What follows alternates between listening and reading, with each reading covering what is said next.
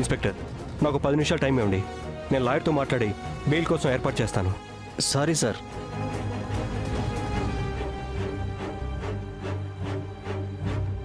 నరేంద్ర గారు పోలీస్ స్టేషన్కి వచ్చి అటాక్ చేయడం కావాలని కక్షతో కొట్టినట్లుగా సీసీ కెమెరాలో రికార్డ్ అయింది.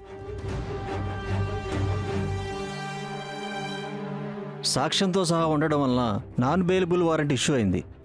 మేము నరేంద్ర గారిని కోర్టులో సబ్మిట్ చేశాక మీ ప్రయత్నం మీరు చేసుకోండి. ఇప్పుడు మాత్రం అరెస్ట్ చేయక తప్పదు.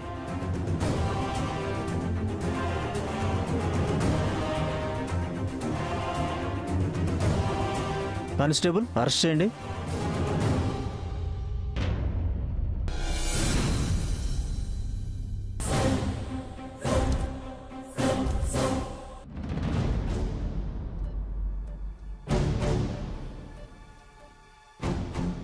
ఒక నిమిషం ఆగండి.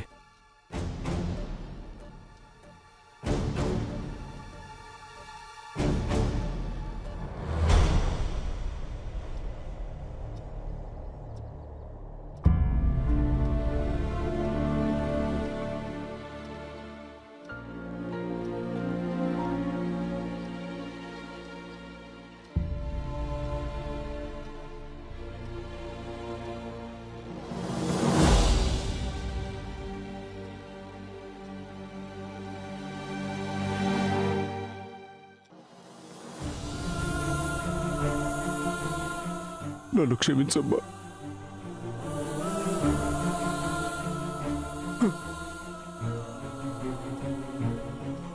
ఈ చేతులతో నిన్ను ప్రాణంలాగా పెంచానమ్మా.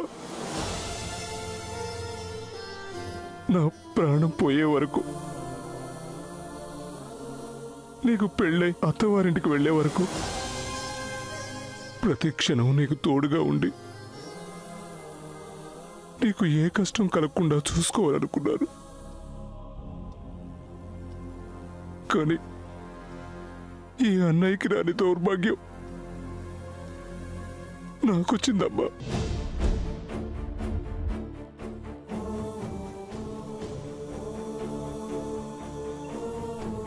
ప్రాణంగా ప్రేమించిన చెల్లెలు ఇలాంటి పరిస్థితుల్లో ఉంటే దగ్గరుండి కంటికి రెప్పలా కాపాడుకోవాల్సిన నేను దూరంగా వెళ్లాల్సి వస్తుంది. మళ్ళీ ఎప్పుడు వస్తానో కూడా తెలీదు. పసి వయసులో ఎలాగైతే ప్రశాంతంగా నిద్రపోయావో, ఇవేమీ తెలియని మానసిక పరిస్థితుల్లో అంతే ప్రశాంతంగా నిద్రపోతున్నావు. మళ్ళీ నేను తిరిగి వచ్చేసరికి నువ్వు కోలుకొని నన్ను అన్నయ్య అని పిలవాలమ్మా.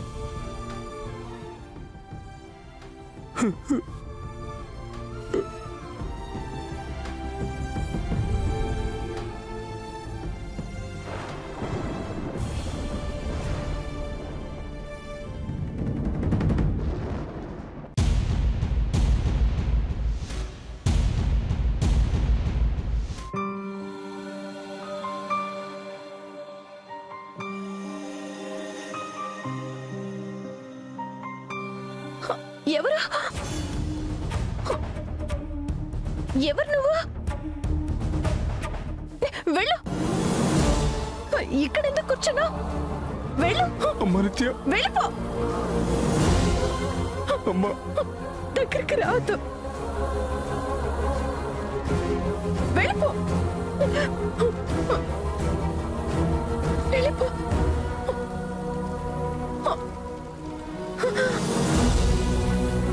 వెళ్ళు.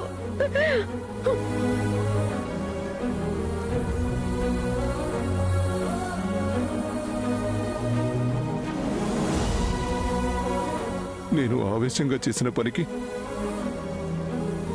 నా చెల్లిని ఇలాంటి పరిస్థితిలో విడిచిపెట్టి వెళ్లాల్సి వస్తుంది. నేను ఏ దేవుడికి మొక్కినా